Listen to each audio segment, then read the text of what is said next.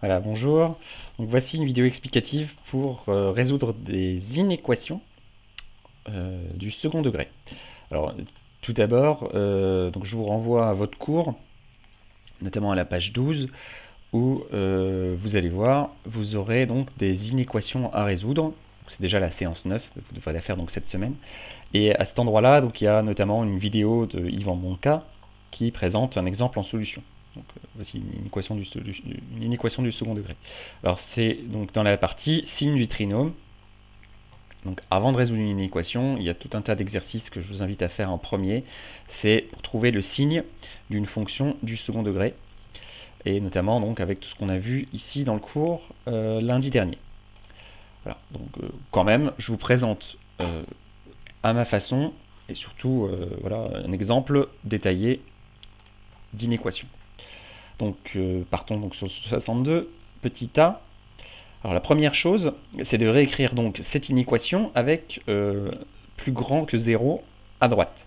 Parce qu'en fait, ce qu'on sait résoudre avec delta, c'est lorsque c'est égal 0. Donc, pour pouvoir appliquer delta et faire la technique habituelle des équations du second degré, donc trouver x1 et x2, il va falloir ici d'avoir plus grand que 0. Donc je l'ai dit, il faut aller chercher delta, donc ici b carré 13 au carré, moins 4 fois a fois c. D'accord? Donc je prends ma calculatrice, peut-être avant 169, et puis là je sais déjà que s'il va y avoir moins, ce sera le résultat, ça sera moins, et 4 fois 2 fois 15, donc c'est 8 fois 15, 120. Donc 169 moins 120, ici delta égale 49.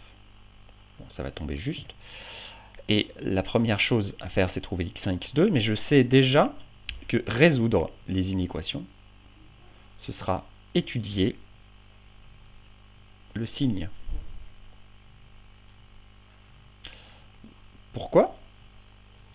Simplement, ici vous voyez, plus grand que 0, ça veut dire positif.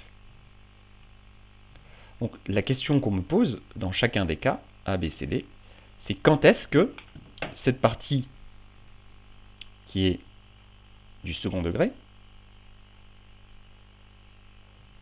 est positive. Donc ça revient en fait à étudier le signe, ça revient aussi donc à faire un tableau de signes. Donc mon objectif final, c'est de remplir un tableau de signes avant de conclure. Une fois que j'ai mon tableau de signes de rempli, je pourrai conclure quelles sont les solutions. Okay, donc ça, il faut bien l'avoir à l'esprit.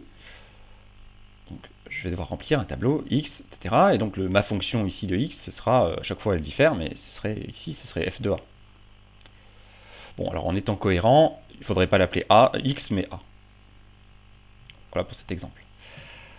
Donc il s'agit de trouver les valeurs solutions. Donc allons-y, on a deux solutions. Donc, on sait déjà qu'on va avoir dans mon tableau deux valeurs ici solutions, a1, a2 si vous voulez.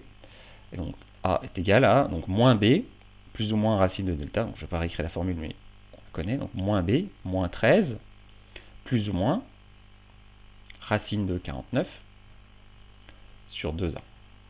Donc 2 fois moins 2.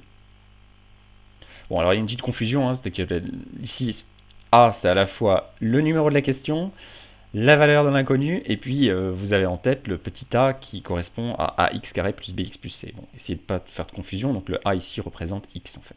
Okay, donc on va avoir deux solutions, moins 13 plus 7 divisé par moins 4, donc 1,5.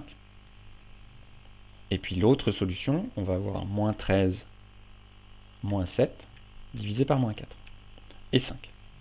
Donc 1,5 et 5. J'espère que je ne me suis pas trompé. Bon, je vais aller vérifier après sur Desmos.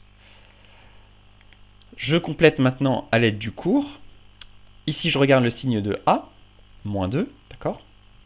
Et donc le cours me dit plusieurs interprétations. C'est du signe de A à l'extérieur des racines. Si vous n'en êtes pas convaincu, il suffit de représenter un tout petit peu ce qui se passe graphiquement. Donc là, j'ai une parabole tournée vers le bas. près comme ça. Je rencontre 2 fois l'axe des abscisses. D'accord? Et donc je vais avoir mes deux valeurs ici, 1,5 et 5. Bon, j'avais bien raison, c'était bien moins ici et moins là, donc avec plus entre les deux. Bon, en tout cas, vous pouvez l'écrire directement, hein, sans faire le dessin, si vous connaissez la propriété. Sinon, vous passez à la représentation, ici par le dessin. J'ai presque terminé, il me reste maintenant à répondre à la question, en fait, finalement, quelles sont les solutions de cette inéquation?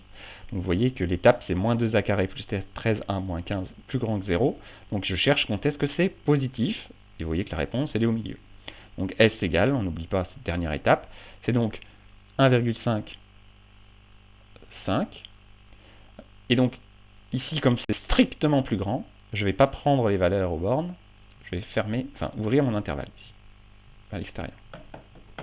Ok? Voilà pour ce premier exemple.